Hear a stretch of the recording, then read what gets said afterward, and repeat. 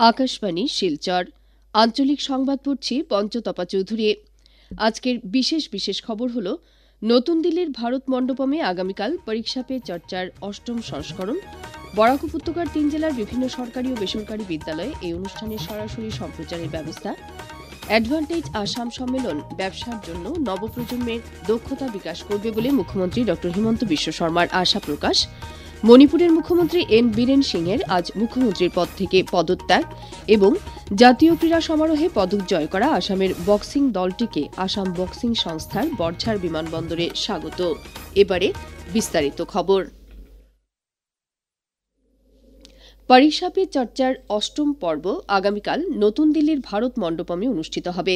নতুন আঙ্গিকে অনুষ্ঠেয় এই পর্বে প্রধানমন্ত্রী নরেন্দ্র মোদী সহ দেশের বিভিন্ন প্রান্তের নানা পেশার সঙ্গে জড়িত বিশিষ্ট ব্যক্তিরা নিজেদের অভিজ্ঞতা শিক্ষার্থীদের সঙ্গে বিনিময় করবেন। এই অনুষ্ঠান দূরদর্শন ছাড়াও স্বয়ংপ্রভা, প্রধানমন্ত্রী কার্যালয়ের ইউটিউব চ্যানেল এবং তথ্য প্রযুক্তি মন্ত্রণালয়ের সামাজিক মাধ্যমে সরাসরি সম্প্রচার করা হবে। চলতি বছরে এই অনুষ্ঠানে অংশগ্রহণের জন্য প্রায় ৩ কোটি শিক্ষার্থী, শিক্ষক ও অভিভাবক আবেদন জানিয়েছেন। এর মধ্যে ৩৬ জন শিক্ষার্থী এই অনুষ্ঠানে প্রধানমন্ত্রী মোদীর সঙ্গে সরাসরি কথা বলতে পারবে।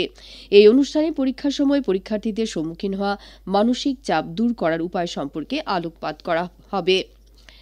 বরাক উপত্যকার ৩ জেলার বিভিন্ন সরকারি ও বেসরকারি বিদ্যালয়ে এই অনুষ্ঠানের সরাসরি সম্প্রচারের জন্য ব্যবস্থা গ্রহণ করা হয়েছে। হাইলাকান্দি জেলার শিক্ষা প্রতিষ্ঠানগুলিতে আগামীকাল প্রধানমন্ত্রীর পরীক্ষা পে চর্চা কার্যসূচি সরাসরি সম্প্রচার দেখানো হবে। হাইলাকান্দি শহরের এসএস কলেজে জায়ান্ট স্ক্রিনে সকাল ১১টা থেকে জেলা স্তরে এই অনুষ্ঠানের সরাসরি সম্প্রচার করার ব্যবস্থা গ্রহণ করা হয়েছে। জেলার শিক্ষা বিভাগের পক্ষ থেকে সাংসদ, বিধায়ক, জেলা আয়ুক্ত, জেলার আধিকারিক, শিক্ষাবিদ সহ ছাত্রছাত্রীদের এই অনুষ্ঠানে অংশগ্রহণ করার আমন্ত্রণ জানানো হয়েছে। এছাড়া জেলার সব সরকারি ও বেসরকারি স্কুলে পরীক্ষা পে চর্চা অনুষ্ঠানটি দেখানোর ব্যবস্থা করা হয়েছে।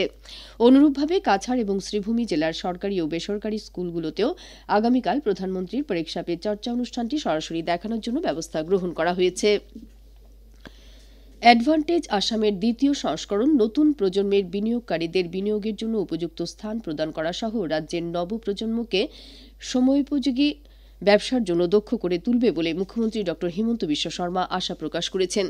তিনি বলেন, রাজ্যের বিনিয়োগ ও পরিকাঠামো উন্নয়নের জন্য আয়োজিত এই সম্মেলন দেশ বিদেশের বিনিয়োগকারীদের আসামের সম্ভাব্য ক্ষেত্রসমূহে বিনিয়োগের প্রতি আকর্ষিত করা সহ নতুন প্রজন্মকে বিশেষ সুযোগ প্রদান করবে।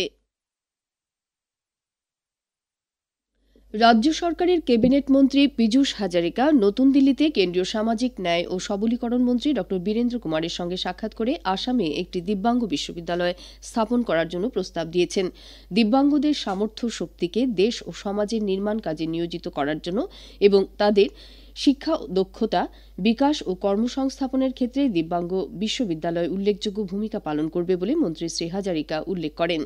সমগ্র উত্তর পূর্বাঞ্চলে উন্নয়নের প্রতি লক্ষ্য রেখে আসামে এই ধরনের একটি বিশ্ববিদ্যালয় স্থাপন করতে হবে বলে তিনি কেন্দ্রীয় মন্ত্রীকে প্রস্তাব দিয়েছেন। কাজিরাঙ্গা জাতীয় উদ্যানে চলতি বছরে বাঘ নিরীক্ষণ করতে ক্যামেরা স্থাপন করার কাজ আরম্ভ করা হয়েছে। উদ্যানটির লাউখোয়া বুড়াসাপড়ি সহ কয়েকটি এলাকায় এই কাজ সম্পন্ন হয়েছে বলে জাতীয় উদ্যানের ক্ষেত্র সঞ্চালক ড সোনালী ঘোষ জানিয়েছেন। তিনি বলেন যে পশু পাখির বিচরণের সুবিধার্থে নিয়ন্ত্রিতভাবে ক্যামেরা স্থাপনের কাজ চলছে। গত বছর স্থাপন করা ক্যামেরা থেকে লাভ করা ৮ লক্ষ ছবি থেকে বাঘ গণনা প্রক্রিয়া অব্যাহত রয়েছে বলে তিনি জানান। উদ্যানটিতে সম্প্রতি ১০৪টি বাঘ রয়েছে বলে উল্লেখ করে আগামী দিনে বাঘের সংখ্যা বৃদ্ধি পাওয়ার সম্ভাবনা রয়েছে বলেও তিনি জানান। উল্লেখ্য, বিগত ৩ মাসে ১,৯৬,০০০-এরও বেশি দেশি বিদেশি পর্যটক কাজিরাঙ্গা জাতীয় উদ্যান ভ্রমণ করেছেন। এদের মধ্যে ১,৯০,০৪৭ জন দেশি এবং ৬,৯২৩ জন বিদেশি পর্যটক রয়েছেন। গৌহাটির জ্যোতি চিত্রবনে ৩ দিনব্যাপী অনুষ্ঠিত গৌহাটি এশিয়ান চলচ্চিত্র মহোৎসবের আজ সমাপ্তি হয়েছে। মহোৎসবে আজ teach me, second chance, the light within, Bahadur the brave ইত্যাদি বেশ কয়েকটি সিনেমা প্রদর্শন করা হয়। এছাড়া চলচ্চিত্র পরিচালক অনির উপস্থিতিতে এক আলোচনা চক্র অনুষ্ঠিত হয়েছে। উল্লেখ্য, মহোৎসবে বেশ কয়েকটি দেশের ২০টি নির্বাচিত চলচ্চিত্র প্রদর্শন করা সহ মহোৎসবের প্রতিযোগিতামূলক শাখায় উত্তর পূর্বাঞ্চলের কয়েকটি ছবি প্রদর্শিত হয়েছে। মণিপুরের মুখ্যমন্ত্রী এন বীরেন সিং আজ মুখ্যমন্ত্রীর পদ থেকে পদত্যাগ করেছেন। আজ ইম্ফলের রাজভবনে তিনি রাজ্যপাল অজয় কুমার ভাল্লার হাতে তাঁর পদত্যাগপত্র তুলে দেন। শ্রী সিং এর পূর্বে দিল্লিতে কেন্দ্রীয় স্বরাষ্ট্রমন্ত্রী অমিত শাহের সঙ্গেও সাক্ষাৎ করেছেন। আকাশবাণী শিলচর কেন্দ্রের আঞ্চলিক সংবাদ এখন থেকে আমাদের ইউটিউব চ্যানেল এআইআর নিউজ শিলচরের মাধ্যমেও শোনা যাচ্ছে। এছাড়া আমাদের Facebook page all India radio news Silchar এবং এক্স হ্যান্ডেল @AIR_News_ শিলচরের মাধ্যমেও এই সংবাদ শোনা যাবে। খবর প্রচারিত হচ্ছে আকাশবাণী শিলচর কেন্দ্র থেকে।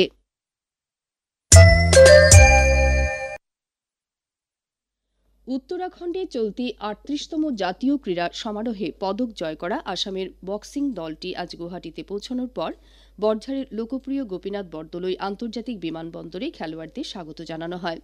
আসাম বক্সিং সংস্থার সদস্যরা স্বর্ণপদকজয়ী অঙ্কুশিতা বড়, রূপার পদকজয়ী শিব থাপা এবং অভিনব শইকিয়াকে স্বাগত ও সংবর্ধনা জানান। ক্রীড়া সমারোহে ব্রোঞ্জের পদকজয়ী আইকন মিলিকেও সংস্থার পক্ষ থেকে সংবর্ধনা জানানো হয়। এদিকে কাছাড় জেলা কলারি পায়েত্তু অ্যাসোসিয়েশনের পক্ষ থেকে উত্তরাখণ্ডের দেরাদুনে অনুষ্ঠিত ৩৮তম জাতীয় গেমসে ২টি পদকজয়ী হেমন্ত দাসকে সংবর্ধনা জানানো হয়েছে। আমাদের সংবাদদাতার সঙ্গে কথা বলতে গিয়ে পদকজয়ী হেমন্ত দাস আগামী দিনে আরও ভালো প্রদর্শন করা সহ পদক জয়ের চেষ্টা করবেন বলে জানিয়েছেন। সংবর্ধনা অনুষ্ঠানে সংস্থার পক্ষে সাধারণ সম্পাদক রামজয় দাস, সহসভাপতি অপূর্ব চক্রবর্তী প্রমুখ উপস্থিত ছিলেন। উল্লেখ্য, হেমন্ত দাস জাতীয় গেমসে কালারি পাত্তুতে ২টি ব্রোঞ্জ পদক অর্জন করেছেন। উত্তর পূর্ব সীমান্ত রেল গ্রাহক পরিষেবা উন্নত করতে এবং প্রত্যন্ত অঞ্চলের লোকেদের জন্য অত্যাবশ্যকীয় সামগ্রী দ্রুত পৌঁছে দিতে নিরলসভাবে কাজ করে যাচ্ছে।